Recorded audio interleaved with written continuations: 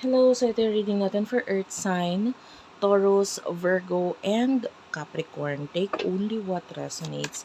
Bali, hindi ito magra-resonate sa lahat. Unfortunately, hindi ko talaga makukuha lahat ng energy ng Earth sign sa mundo. So, hopefully, makuha ko yun sa'yo, no? And, maraming salamat nga po pala sa mga nag-subscribe na sa akin. Kung hindi ka pa nakasubscribe dito sa ating channel, just hit the subscribe button, notification bell. If you want to book a personal reading, dyan na lang po sa baba, nandiyan sa details.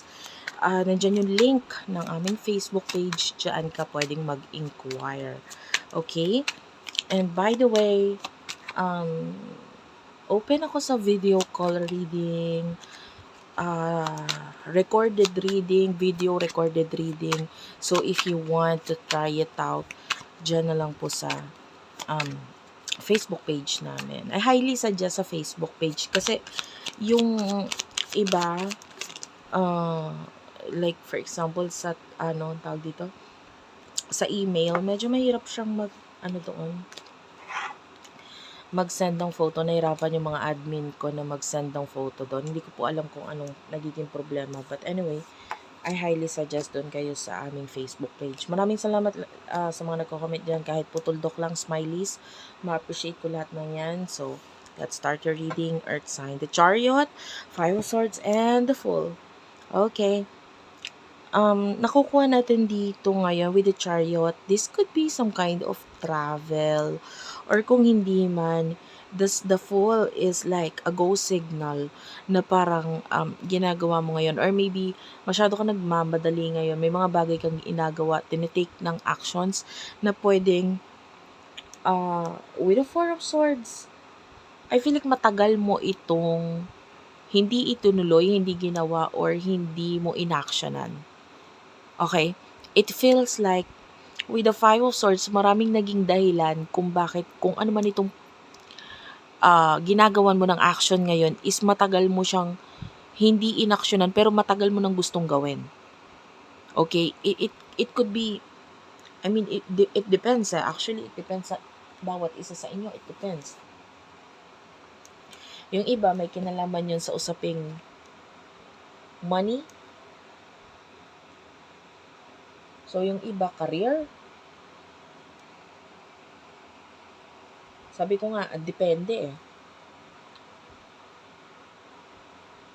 Yung iba naman, travel with the Chariot. So, kung ano man itong gusto mong gawin noon pa man, ngayon mo lang siya nagagawa ng actions, and I'm feeling like you're getting out of your comfort zone, or you're getting out of, alam mo yon, may mga mindset ka na binabago ngayon, may mga pagbabago ngayon sa iyo pagdating sa mga,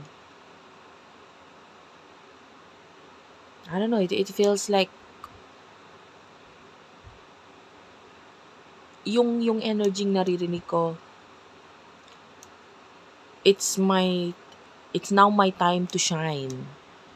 It's now my turn. Parang ito yung power mo, yung energy mo, very powerful. Na parang, gagawin ko to, aaksyonan ko to, kasi matagal ko na tong gustong gawan ng action. Gusto ko na to dati pa, na, nagawin, kaya lang dahil sa mga naging sitwasyon, sa mga dahilan noon, hindi mo siya nagawa. Okay, pagdating sa love, sino yung person na nakakonect mo? For Earth sign, please, Spirit guides, angel guides. For Earth sign, please tell me. For Earth sign, please tell me. What do we have here for Earth sign, please? Spirit guides, angel guides. For Earth sign. Okay, actually marami tong card eh. Pero ito yung energy na kuha ko na dapat kong kunin. The Nine of Swords, the Seven of Coins, okay. This is your person, the Two of Coins, at saka the Temperance. Actually, hindi ko gusto yung energy niya ha. Financially, parang may mga pagka-stagnant na nangyayari sa kanya ngayon. Walang kagalaw-galaw na flow ng money. It could be with the Nine of Swords, may mga problema, or maybe your person is currently on hold. On hold, yeah. Alam mo yun, when you put someone on hold, sa katulad sa tawag, 'di ba? Parang andyan pa rin pero hindi siya makatake ng actions. I feel like financially. The Seven of Coins is mabagal na growth ng finances. And the Two of Coins, ayan, medyo nagiging wishy-washy, hindi stable or wiggly yung energy ng kanyang finances ngayon. The Temperance, this person is waiting. Nasa waiting stage siya.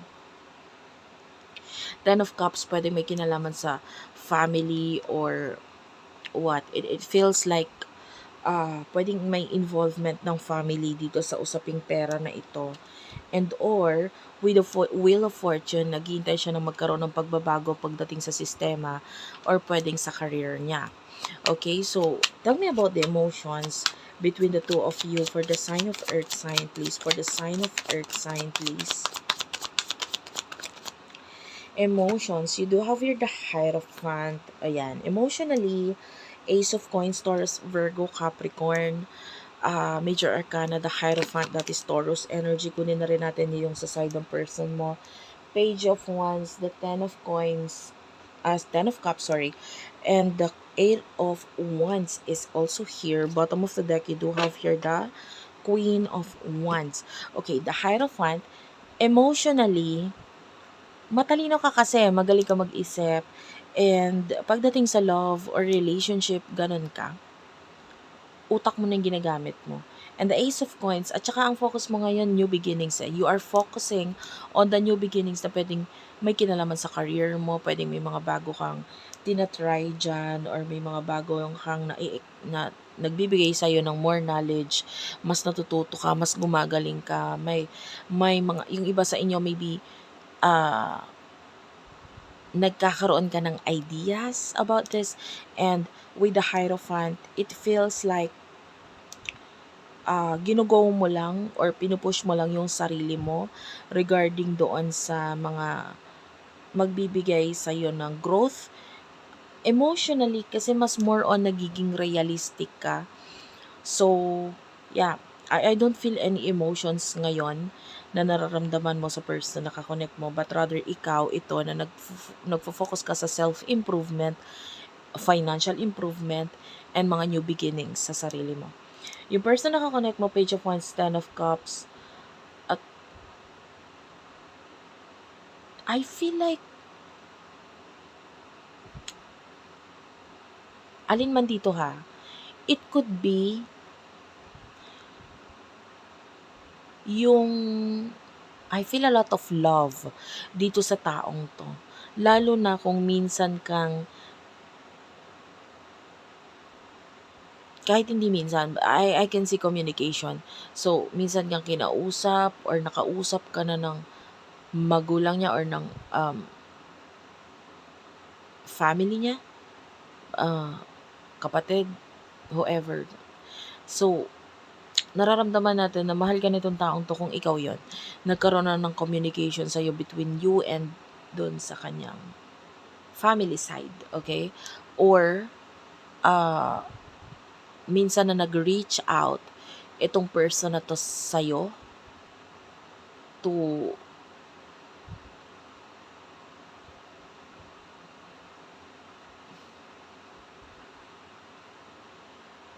I feel like yung ang tawag dito, yung relatives, yan, kung nagkaroon na ng pagre-reach out or pakikipag-communicate mula dito sa pamilya na ito, there's love, okay? Pero kung hindi pa nangyayari sa inyo yon, like hindi mo pa nakakausap yung relatives niya or what,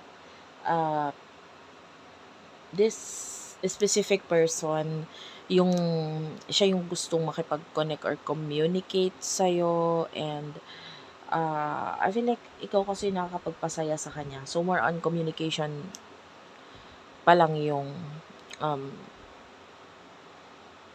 gustong i-evolve nitong tao sa taong ito sa connection ninyo. Like, pwedeng wala pa namang love, pero masaya lang siya na makipag-connect or communicate sa'yo.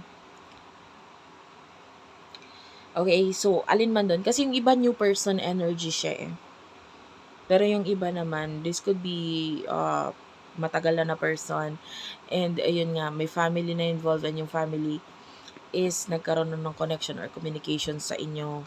Especially kung hindi I'm not saying na communication or connection kasama yung family na may galit-galit na energy. Mas more on peaceful, harmonious, happy connection between you at saka yung relatives niya. So, kung ganun yung nangyari, yung emotion nitong person nakakonect mo, there's love here. Definitely. So, what will happen in the future for the both of you? Earth sign, you do have here the Magician, okay? The Ace of Swords is here. You do have here the Star, okay?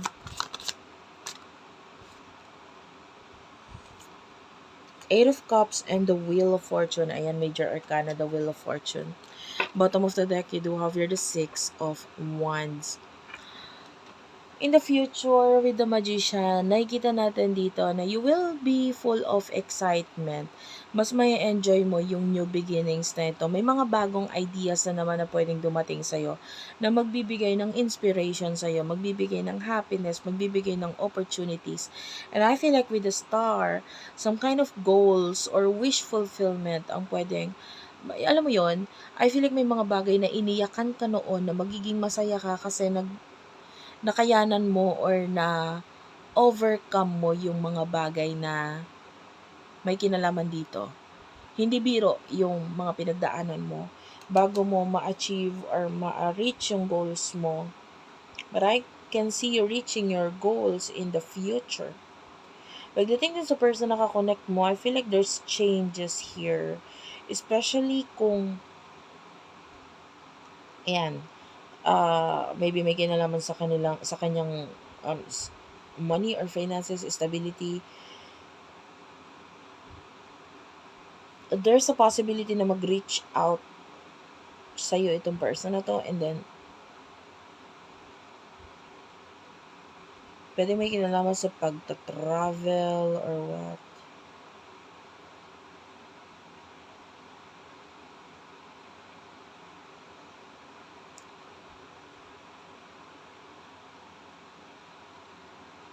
Yeah, I feel like may pagbabalik mula dito sa person na to.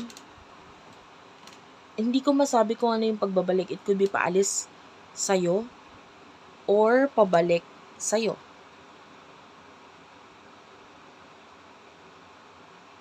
So, alin man doon. Of course, kung may connection kayo na like nagkakausap kayo ng person na to or magkasama kayo nitong person na to, so paalis siya, and it could be may kinalaman yun sa finances niya, so may pagbabago dito sa finances niya, and in order for this person na magkaroon ng pagbabago sa finances niya, of course, kailangan niyang i-sacrifice yung connection ninyo na kung may pagsasama sa inyo, and may magkakaroon ng pagbabago sa finances niya, and kasama yung pagbabago rin sa pinaka-connection ninyo. And some of you, pwedeng pabalik if malayo siya, so nakita tayo ng pagbabalik or pagdating ng person na to sa buhay mo. And I feel like matagal niya na itong gusto, and gagawin niya lang yung mga bagay na makakapagpasaya sa kanya, and I feel like some of it is may kinalaman sa pagbabalik sa buhay mo. Okay? So that's it for now. Thank you for watching. I love you all. Please do like and subscribe. Don't forget to hit the notification bell, and ma-appreciate ko kung ngayon ay magko-comment sa baba. I wish you well, I wish you luck, and I love you all, and bye-bye.